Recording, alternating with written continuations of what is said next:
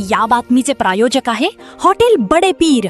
आमचा पत्ता विजापूर वेस व दुसरी शाखा मुस्लिम पाच्छापेठ सोलापूर। सोलापूर शहरातील मोदीखाना परिसरात एक धक्कादायक घटना समोर आली आहे। घरगुती वादातून 39 वर्षीय विवाहितेने राहत्या घरात गळफास घेऊन आत्महत्या केल्याची घटना उघडकीस आली आहे। उपचारादरम्यान तिचा मृत्यू झाला असून मृत महिलेच्या कुटुंबियांनी सासर पक्षावर गंभीर आरोप केले आहेत। सोलापूर शहरातील मोदीखाना परिसरात 9 मे 2026 रोजी रात्री 11च्या सुमारास ही घटना घडली। रजनी श्रीनिवास मेहत्रे वय 39 या विवाहितेने आपल्या राहत्या घरात पत्र्याच्या अँगलला ओढणीच्या साहाय्याने गळफास घेतला। घटनेची माहिती मिळताच त्यांचा मुलगा प्रतीक यांनी तात्काळ खाली उतरवून सोलापूर येथील श्री छत्रपती शिवाजी महाराज सर्वोपचार रुग्णालयात उपचारासाठी दाखल केले। मात्र उपचारादरम्यान 11 मे 2026 रोजी सायंकाळी त्यांचा मृत्यू झाला। मृत रजनी मेहत्रे यांच्या आईने आणि भावाने माध्यमांशी बोलताना गंभीर संशय व्यक्त केला। त्यांनी पती आणि सासरच्या लोकांनीच रजनीला आत्महत्येकडे प्रवृत्त केल्याचा आरोप केला आहे। आत्महत्येमागील कारण आणि संपूर्ण घटनेचा तपास सध्या पोलीस करत आहेत।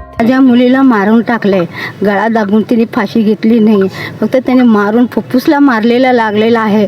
त्या तिथं दवाखान्यात ट्रीटमेंट करताना ते दिसलं आम्हाला। ते कोण घरात नसताना तो सगळं केला। रोज रोज रोज त्रास देत होता, रोज मारायचा, रोज त्रास द्यायचा, रोज जेवण न करता। मी तिची आई बोलते किती तारखेला त्यांना ऍडमिट केलं? 11 तारखेला 11 वाजता।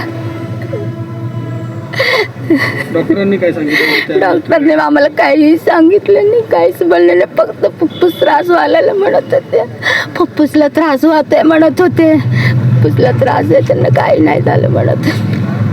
त्यांच्याशी काय बोलणं वगैरे झालं? त्यांनी तुम्हाला काय सांगितलं? काही बोलली नाही, डोळे उघडले नाही, बोलली नाही, काहीच नाही केली तिने। लग्न झालंय, मला आठवेना ते आता 24 वर्ष झालं तिचं लग्न होऊन। आम्ही बोलतो, माझी बहीण श्रीनिवास वेंकप्पा मेहत्रे यांना दिली होती। तर त्यांचा विषय असा झाला की MSCBमध्ये म्हणून आम्हाला फसवणूक करून त्यांनी कामाला आहे म्हणून नाही का आम्हाला आशा दाखवून नाही का नंतरनं काय झालं माहिती आहे का, 4-5 वर्षांनी 3-4 2 मुलं, 1 मुलगी 2 मुलं झाले। त्यानंतर कामाला नाही आणि सासू सासऱ्याकडे राहत होता। आम्ही सांभाळून घेतलं त्याला। सांभाळून घेतल्यावर सुद्धा त्यांनी शेताचं विक्री करून स्वतः परस्पर दारूच्या नशेमध्ये बायकोला हाणमार आणि लेकरांना हाणमारी करणार, गल्लीत पूर्ण तमाशा करणार आणि गल्लीतले लोक मारून वैतागले आणि आम्ही स्वतः मारून त्यांना वैतागलो। वारंवार आम्ही पुन्हा कंप्लेंट देऊन 112 100 नंबरला यांना फोन करून सुद्धा त्यांनी कंप्लेंट घेतली नाही आमची।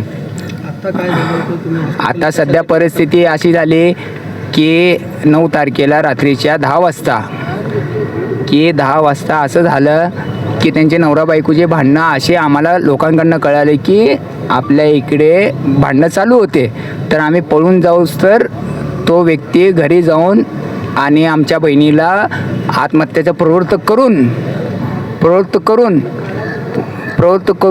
आम्ही हॉस्पिटलला 11 वाजता आणले। इथं ती लटकलेली होती आणि त्याचा जे साथीदार आहे कुत्रं आमचं जिम्मी, ते वाचवायचा प्रयत्न करण्यात आला तर त्याचासुद्धा मारलं। नंतरनं हा लहान मुलगा की कुत्रं कसं काय खाली आलं म्हणून नाही का पळत जाऊन बघितल्यावरच ते कळलं की विषय असं झाला आहे। तर आता ते आत्महत्येचा प्रवृत्त करून आणि अटेम्प्ट टू मर्डर झालेलं आहे। तुमची काय मागणी आहे? आता आमची मागणी आहे की आम्ही बॉडी घेऊ शकत नाही। आता जोपर्यंत पोलीस आम्हाला कारवाई आणि योग्य दिशा देत नाही तोपर्यंत आम्ही बॉडी हातात घेणार नाही, एवढीच आमची विनंती आहे। ताज्या बातम्या पाहण्यासाठी प्राईम महाराष्ट्र न्यूज चॅनलला सबस्क्राईब करा।